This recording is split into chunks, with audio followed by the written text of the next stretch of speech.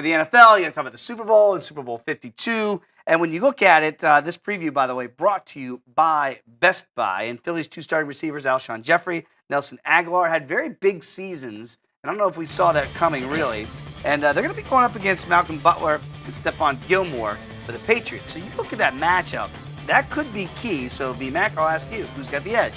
Philadelphia's two receivers we mentioned, or the two stud corners in New England? Well, I side with the two stud corners in my unbiased answer. Yeah. And here's why.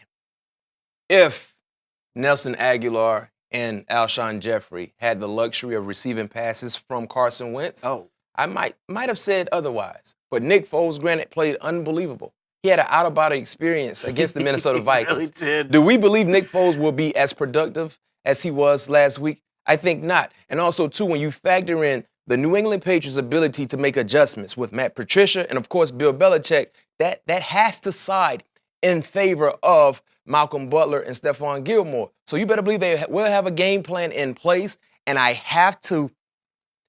like what I saw from Gilmore, especially last week against the Jacksonville Jaguars. Play of the game. Big time play. He had arguably his best game in a New England Patriots uniform in the most critical time. And also, we know about the scrappy player in Malcolm Butler and how scrappy he is. So I like the defensive matchup, the defensive players when you look at these two the wide receivers going against the two defensive backs. I'm with you, and it's weird because Gilmore, you're right. I think the perception was he came over from Buffalo is going to be this big impact guy. Really hadn't been that guy until they needed him the most. And then Malcolm Butler's a guy, it looks like they've been trying to kick to the curb for a couple of years now, and yet you look up and they're back in the Super Bowl, and it's Malcolm Butler who's their shutdown number one corner. I mean, when you look at the plays he's made going back Super Bowls ago against Seattle Seahawks, I mean, he's been a big-time consistent player in the secondary. And I saw an interview from Malcolm. He said he's in, year 4, I think, in the league. He's been to 3 Super Bowls.